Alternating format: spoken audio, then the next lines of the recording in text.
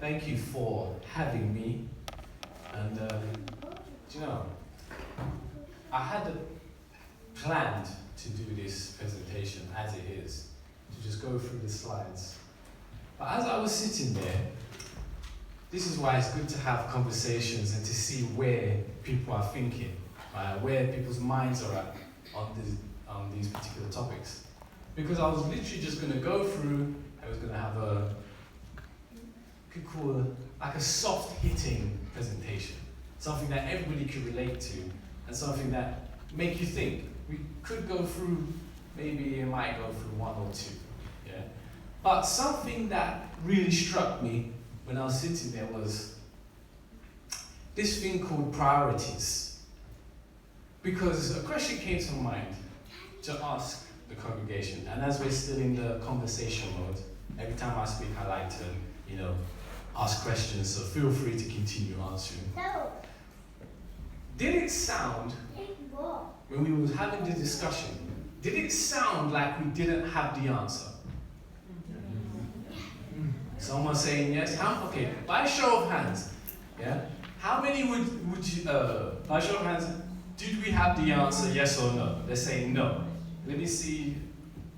So it's okay, 5, 6, 7 people say, no, we don't know the answer to what we need to do for men to stay in the church. No, we don't, okay? Okay, who says, yes, we do have the answer? Okay, that's a few. a few, alright. So that's pretty, I would say that's pretty even when you consider those who are too shy to actually put up their hand, yeah? So some are saying yes and some are saying no, yeah? Now, I was sitting there thinking, it didn't sound, okay, if we go through some of the answers we gave, we need stronger parental fatherly roles, yeah? Probably man to be a man, right? Who would say that's right? Yeah. Okay? Stop me when I'm chatting football, yeah? We need men days, just like women have their days and their excursions, they go to camp meetings and have their big old thing. Men need to have that too. And do you agree? Yes. Okay. So we need guys to do more. So there's a little bit of guys here. So obviously they have more responsibility. So they need to do more. Yes? Yeah. Okay. So which part do we not know the answer? Because I'm literally struggling. I'm scratching my head thinking, and again, this is an actual question. Which part do we not have the answer, my sister? First step, that's the first one I always struggle with. Okay, you need to mentor somebody, but how do you approach them? How does it start? Okay, so then that's about method, the how to actually do it, yeah? Okay, so that's still in keeping with where I'm going with this. And bear in mind, I've just changed my presentation, right? You can call it presentation, talk, whatever, but I feel that this is very pertinent. This is clearly something that we need to know. And I think, and correct me if I'm wrong, I think we do have, my sister's obviously method, that's fine, but actually the ideas that we already have, they sound really good, don't they? Now this is a bigger question. Are we doing any of the ideas, the good ones, are we actually doing them? Let's be honest. No. So when my sister says it's about method, yeah, it's actually carrying it out, right? How to do it, yeah? That's really where we're struggling, right? I'll give you an example. I'm with my friends in my house. I'm with my brother and my friend, in fact. All three of us, we're making New Year's resolutions. What are we making, just to make sure you're following me? New Year's resolutions. It's coming up to January, and all three of us there, we've got 3 things between us that we want to improve in our lives. Namely, exercise. Yeah? So we're asking each other, okay, you hold me accountable, because I ain't exercised in years. And then we're all telling each other, you have to follow me, and we're arranging it all. And this is where this word that I mentioned earlier is going to come into play. We're telling each other, hold me accountable. I want to do this, I want to do this, I want to do this. I really want to do this now, hold me accountable. Phone me whenever you need to phone me, WhatsApp me when you need to WhatsApp me, even knock on my door. Make sure that I exercise. Make sure that when I said I'll do 20 press-ups on Monday, text me and ask me, did I do 20 press-ups? Sounds like a good plan, right? And there's something we didn't tell each other. And guess what? We shook on it. In fact, this is funny, right? Michael, at the time my brother had a big beard, yeah? In fact, yeah, it was a big beard. It was growing all like mine, scraggly, but I didn't have time to cut it. I couldn't find my shears, sorry, right? And his one was all growing out of his face. It didn't look nice, yeah? And I know my brother likes to groom himself. So his challenge his challenge that I made to him was this. If you don't keep to your end of the bargain, you can't cut your beard. And you can't cut your hair either. And for my brother, that was a big thing. Because he likes his fade, he likes to groom himself. So I said, if you don't keep the end of your bargain, you can't cut it. And already he was ready to pull out. So I was like, that's a good idea, Jonathan. Wow, that's a good idea. So I said to my friend now, like, Gavin, yeah, what's something that you really can't live without? He's like, okay, YouTube.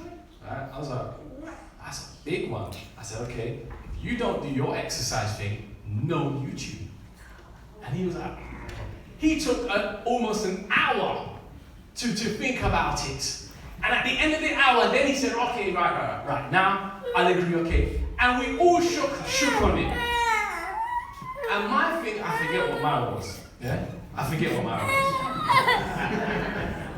But you can see what happened with all our resolutions. Yeah? Guess how long it took for one of us to break the whole thing? Guess how long? 24 hours. Come on, sister, you got more favors. Right? It took a week.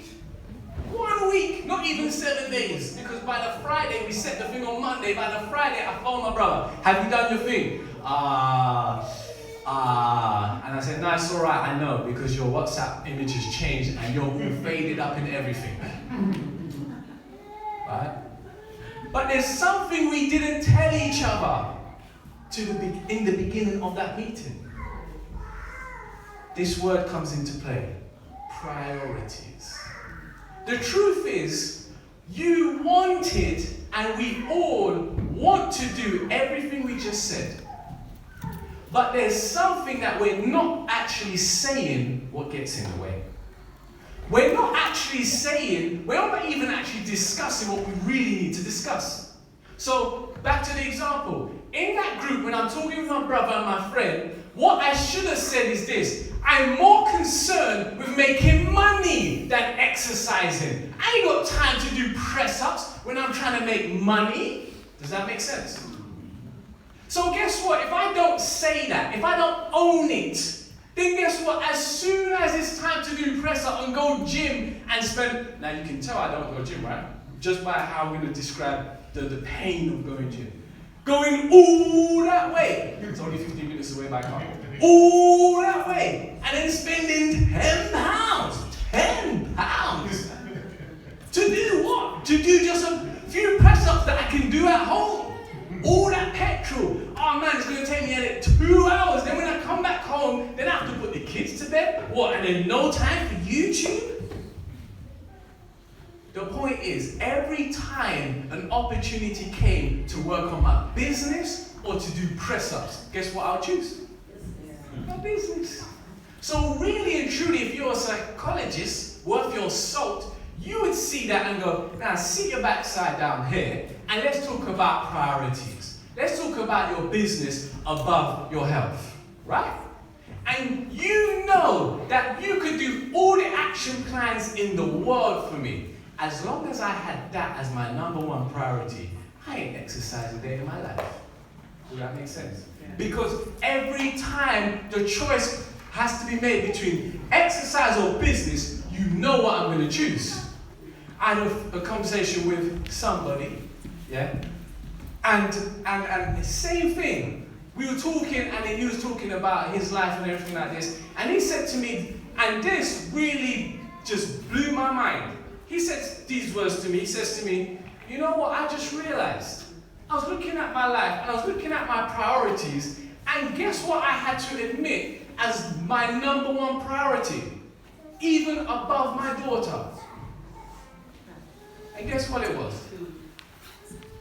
Weed. Weed. The reality is, some of us, our priorities are that low as well. Because think about it, carry on doing that number one priority above everything else, where's it going to get you? Some of you haven't even asked yourself that. You're just, I've got to get it. There's this thing I have to do, whatever it is, whether it's a career, whether it's a relationship, whether it's this money, whatever it is, guess what? The thing about priorities, help me, English teacher. The thing about priorities is this, you're always going to do it. It doesn't matter what happens, you always make time for priorities. Whatever is that your number one priority, that's what you're going to do. And this is how you find out what your priorities are. Look back at the past week. What did you spend most of your time doing? And if it ain't what we discussed in this room, you ain't near ready to change nothing. And we have to admit it. If there is a problem, and we can see it, and the problem's not being solved, what do you think is going to happen if you don't change your priorities? My brother had this one priority on my life. He said, I can see there's something wrong with my brother. I can see if I don't talk to him, he's not going to be around tomorrow to talk to. I need to give him Jesus Christ now, not tomorrow. He might not be here tomorrow. And if in his mind he thought, my number one priority is about me, I ain't going to let man beat me up. I ain't going to let him torment me. I was on top of my brother, punching and kicking him, telling him, if he tells me about the name of God one more time, watch out. His number one priority was the love of God. His number one priority was me. He said, whatever I have to do to get my brother to listen, whatever I have to do, I will do it. That was his priority, which is why he could overlook everything I was doing. He could overlook the obstacle. He could overlook how hard it was. Do you know, sometimes you're going to be trying to help people is not easy. They ain't going to like you to begin with. You've experienced it in your workplace. Do people go, what? I know sister or brother or whoever, so-and-so, they know about God. I'm going to chase them, yeah. Is that how it goes? The reality, so why don't we talk about that here? Why don't we say, it ain't like that? Your principles alone are challenged and you don't even have to call yourself Christian. Even in Islam, they have good principles. That itself is challenged. I was on the news the other day and they were going around Muslim communities challenging them on homosexuality. You don't think the devil's rampant in all facets of life? The point is, we have to change our priorities. You have to. Otherwise, you ain't going to be of use to no one and nothing. Now, the thing is, God has put a desire in all of us. And guess what? I know this desire is in every one of you. Because when you wake up in the morning, you don't feel like acting normal. You don't feel like living a life that's just normal. You feel like living a life that's greater than yourself, don't you? That's God who put it there. So why don't you attempt much? Why don't you say to God, God, I want this whole street to know who you are. I want this whole street to come inside this building. And you never even ask God. But then you want to say, but God doesn't work like that. I give you a proof that God works like that. Proof. We put a post on Facebook because of what we were doing in churches. We made it available to people out there so they can listen to. And we said we're going to be in this park at 10 o'clock. Come and we're going to sing, we're going to pray, we're going to do all that good stuff. Come and see what God is doing. And guess what? People I don't even know who they are. They came in their droves, hundreds of people to the park to hear about God. Hundreds of people, I couldn't even tell you their names. They came. Why? Because we asked. Why? Because it was our priority. It ain't about career for us. It ain't about trying to be good and look good to everyone for us. It's about God saved my life. I wouldn't even be here without him. So the least I can do is do that for him. And I'll give you another example. I was in France just the other day in a city called Lille. Very nice place. And guess what their idea was to getting people in church? It's so simple, it's going to knock you over. It's going to knock you over. Because there are some people that wouldn't even agree to this, like my sister's talking about method. I can give you some methods. If I had time, I would try and empty my brain out. But understand the principle I'm working from. My priority is not to please people. If I upset the church, tough. Because my priority is to save a life like my own. If you could see where I was 18 years ago, you wouldn't be having no board meeting. You'd be like, we need to go and get him. He only has a few hours left. Do you see what I mean? So we were in Lille. And again, this is not my idea. We were there just to, it was a prayer meeting in fact. Prayer meeting, myself and my brother were speaking. But they had this thing going on the Sunday, Sabbath evening in fact. And part of the story I didn't tell you. So after AYS, I'm waiting outside, yeah? Because they said there's a second AYS. I thought, second AYS? I never heard of that. So I'm waiting out there, and I see these two homeless guys. They looked like they were homeless, and they had the appearance because they had like all their stuff in bags. And I was outside, and I was talking to a brother who's from the church, just talking to him, and these two homeless guys were just standing there. And they were standing, they're just outside your, what's it called, your comfort zone. You can't, your personal space function. And they were just outside there, and I said, what are you lot waiting for? And they said, oh, we're waiting for the concert. I was like, what concert? What concert? It turned out that the church had gone and just invited any and anybody, yeah, to a free concert and free food. That's it. They didn't say, come here and be baptized, come here and know all about the Bible. They just said, free food, free concert. And let me tell you, when the clock struck 6:30, I thought the guy was joking. When he said, right, we need you to exit the building. You, as black people, think, yeah, I got 5-10 minutes. No, as soon as it, 6:30, all these people just came and filled out the whole church. And they were clearly not from church. You could smell cigarette on their breath, drink everything. They were just there. And they done the whole gospel concerts, Jesus, everything. And they just sung to the people. And at the very end, one of the elders took my brother and said, yeah, go and say something. And he went up there and said, and he took 5 minutes and he spoke to the people about purpose. About the same things I'm saying to you now. That you have a desire in you. You were created for a purpose. That's why you think, if I do this, it will be fulfilled. No, God has put in you something greater than yourself. And the people responded like, wow, this is the best thing I've ever heard. And then they went and had food. What's my point? My point is, God is ready. Ready. And the people out there are ready to hear what we have to say. And they don't want to hear some complicated jargon. They just want to see, do you care? Because that's how I'll know that God cares. And there's so many different examples. If I could give you one more. Alright? One more. One more example. My brother invited me to go to prison ministries, right? And he didn't call it prison ministries, otherwise he knew I wouldn't go. So he said, yeah, just come man, it'll be good. All you have to do, is give your little story and it'll be fine. Come on. He's always encouraged me to do stuff. So I'm like, prison? Nah, man, not me. Have you seen me? I'm not going to prison. Finally, he convinced me to go. And cut a long story short, I went up there and the priest, he goes, and I'm thinking, 5 minutes? Is that all? I only have 5 minutes? So I thought, boy, I've got 5 minutes. I better throw it down like I've got 5 minutes. And I just went and gave it everything I had, 5 minutes. And then the priest like, I was like, okay, sat down, And then at the end of the service, these guys came up to me in tears rolling down their faces. And there's just loads of them. And there's one guy who's massive, even bigger than you. He was really big. The reason I know this because he came up to me, and when he grabbed me, he didn't even mean to, he lifted me off the ground.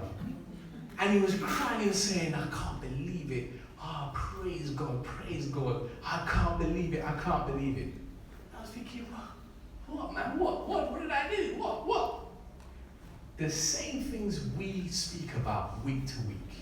The same Jesus we know from week to week, day to day. The same stories you have held out. The same ones that we give. The same ones I gave in the prison. And this is a murderer who's been inside for 17 years. Life sentence. And he's bawling when you talk about the love of Jesus. You can't say God ain't relevant today. You can't say it's God's fault. You can't look at the world and go, oh, no one wants to hear about God. No one wants to hear that version of God. They don't know who God is. If you knew who Jesus was, you'd be filling up these seats. If you knew how much Jesus loved you, you would give him a chance. If you knew what God had prepared for you. Oh my days, I could not imagine what God had prepared for me that day.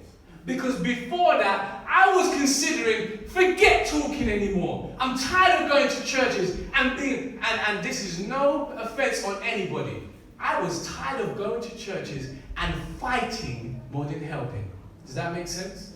I'm fighting. I feel like I'm fighting. I'm already struggling in my life and I feel like I'm fighting against the people that should be helping. And God, in his wisdom, says, I know what's going to get you out of this. And he took my brother and said, go and encourage your brother, get into work. And when those guys' lives were transformed, there was one of them who's into things that you cannot even mention. And he was so bawling, he couldn't even speak. He gave us his email. He's in contact with us even to this day. Why? Because we schooled him about Sabbath. Why? Because we brought him down the doctrine, second coming, this, that. All those things are good. Don't get me wrong, obviously they're very needed. Yeah? But I'm saying where our power is at is not in those theories. It's in the theory, the experience of who Jesus is and what he can do for you. We have the right answer. Don't let anybody tell you ain't got the right answer. Let's change our priorities. And just be real with God. Say, it's not my priority. My priority this week was saving souls. My priority this week was business, this, that, everything else, which is what I did for that entire week. But let God use you. Let God see the opportunities God is trying to use and for you in order for you to do his will. And I guarantee you will not be disappointed. Like Clive says, we ain't even looking for numbers, you know. Because when we went into that prison, it was 2 of us. 2 of us, no music. 2 of us, and men were bawling. We don't need numbers. If you have a desire to be more than what you currently are, if you have a desire to take on Jesus and see the power of God working in your life, then by all means speak to Clive. Because this man right here is doing a massive work that will pay dividends. And I strongly believe that. As you can see, my nerves is, sometimes coming up, but I don't care. Because I know God has done something for me, and I know he's speaking to every one of you today. And he's saying, give me a chance. Go back home and look at your priorities and say, okay, God, I can't see myself giving you my life and my priorities for a week. How about just today? Let me see what today will look like. Doesn't Jesus say that? Come unto me, we that labor, don't think about tomorrow. Yeah? And so I hope this has encouraged you all. And I hope that afterwards, when you sit down and really think about your possibilities in Christ, we got promises that says, for with God nothing shall be impossible. We should really move on those things and don't let anything upset you. And God is so merciful. He understands your life, Don't think he doesn't understand you got to pay bills, you got to do this. So don't try and be superwoman and Superman. Just give to God. God, genuinely, God, I've only got half an hour. And give God that half an hour. Don't give him 29 and when you said 30. Yeah? Because God gave everything for us. So that's nothing. Amen? I hope I've encouraged you, and I hope I've kind of stirred in you some ideas. Amen, church? Amen. Thank you so much, Jonathan. Only my wife knows how important it was that you said what you said. And I'll share with you offline. Yeah, but that's it, isn't it? What? That's it. It's God is either a priority or he isn't. It's a binary choice, 1 or 0, right? He either is a priority or he's not. He either makes a difference or he doesn't. He's either worth following or he's not.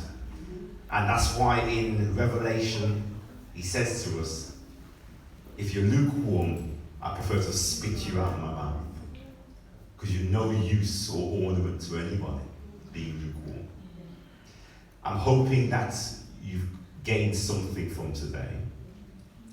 As I said before, and I'll repeat it again, it's the start of a journey, not the end. And everything with Christ is about, we haven't crossed the line yet. We've got to stick with what we've started.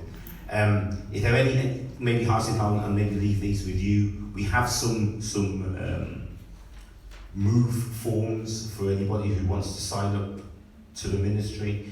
All we're looking at doing with these really is to